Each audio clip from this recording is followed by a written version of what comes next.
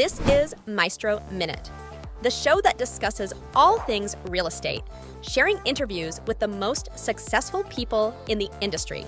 Hear from their perspective and what they are doing to achieve success. Get exclusive tips on how you can also succeed in real estate.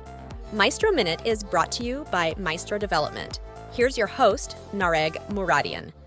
The viewers are watching right now and they want to get involved. They agree with what you're saying, right?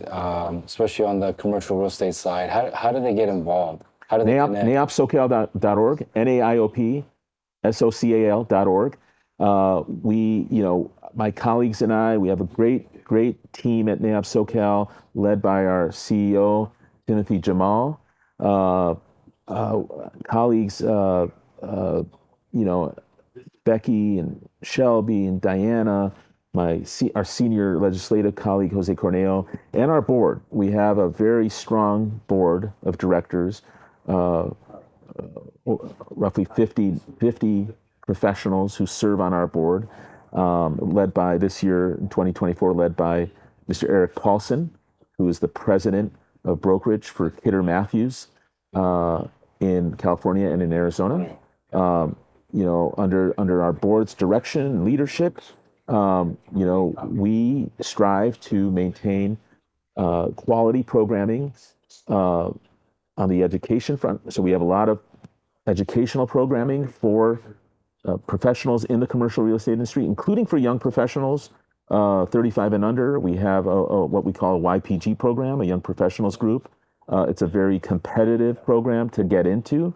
Often over 100 applicants apply for roughly 30 positions in that for each year's YPG cohort, and it's competitive and it's sought after because we have a few professors who specialize in commercial real estate teaching courses to our YPG cohort. So we have that group. We have NAIOP University, which has which has additional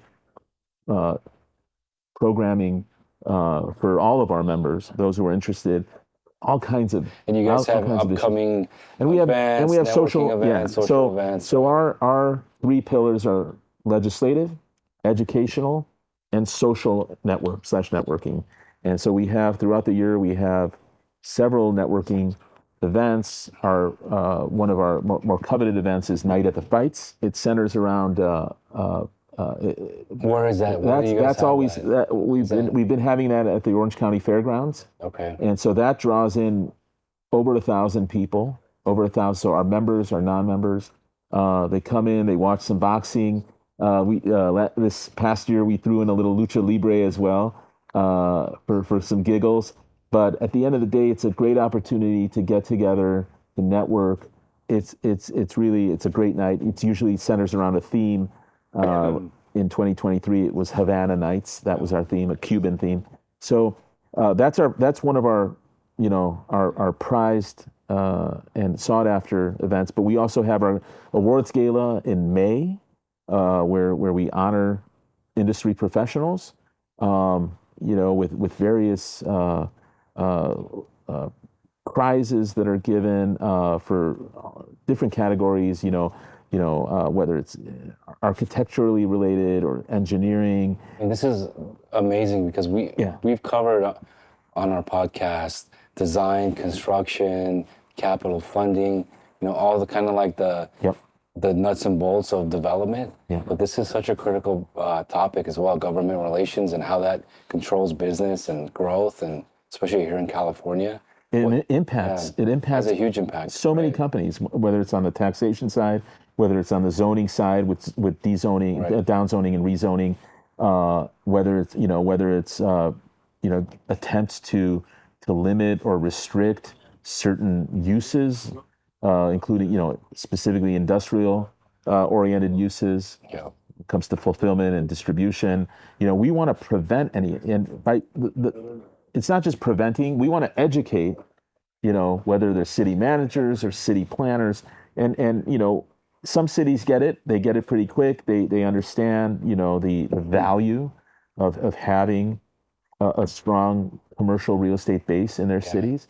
straddling, I mean, you said industrial, retail, office, That's it right there, yeah. multifamily, straddling, a little bit of everything. And certainly there are some sectors that have, as you know, Nadig, they've taken huge hits, including especially office, with the return to work really not happening for a lot of companies, especially in downtown areas where we see tremendous vacancy rates to this day. And and certainly some companies are looking into adaptive reuse to adapt these office spaces into residential or even potentially into data centers. But there's a lot of regulations there that need to be met, environmental and also certainly engineering quagmires as well, structural engineering quagmires when you're trying to adapt. Yeah, we're looking into that all well. that stuff. Yeah. So what's next for you, Mihran? What's coming up this year and next year? Yeah, we're excited. We're excited about 2024. We hit the ground running with AB 1000 in the early days of January and trying to stop it, and we were successful in doing it. We anticipate there's going to be another iteration of a warehouse ban bill before the end of February, and that's the deadline basically for new bills to be introduced this year for this legislative cycle in Sacramento. We'll be continuing our engagement with municipalities throughout LA and Orange counties on potential zoning code changes, on potential comprehensive zoning, ordinance updates, general plan updates. Right. Cities are mandated by the state to update their general plans usually on a 10 to 20 year basis. So some cities, are updating their general plans. We want to make sure that there's nothing that's deleterious to the interests of the commercial real estate industry in these updated plans.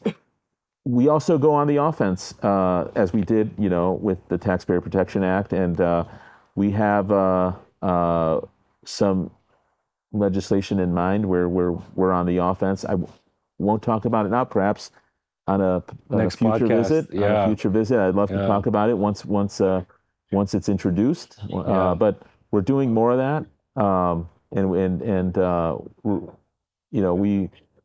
our industry is often playing defense, but it's important that we also introduce our own initiatives that would amplify the concerns in the industry and try to come up with some solutions by way of legislation. And that's when playing more offense is usually beneficial. It involves a lot of relationship building with key legislators out there who are mindful of our industry, who are appreciative of our industry, and want the business community generally to succeed in their jurisdictions. So it involves a lot of hand-holding, relationship building, educating elected officials and staff on the merits of legislation that we are proposing, and that they would be essentially authoring. We would be sponsoring, but they would be authoring. That's a little sneak peek of what we've got in store for this year, and we're looking forward to our fly-ins, as I mentioned, in mid-February 2024. The fly-in to Washington, D.C. We're planning our first fly-in to Sacramento to meet with state legislators in the end of February 2024. We usually do a couple advocacy trips to Sacramento each year. Got it.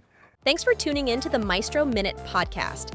Make sure to rate this podcast if you found it helpful, share it with a friend that could use it, and follow us on all major podcast platforms. The Maestro Minute, powered by Maestro Development.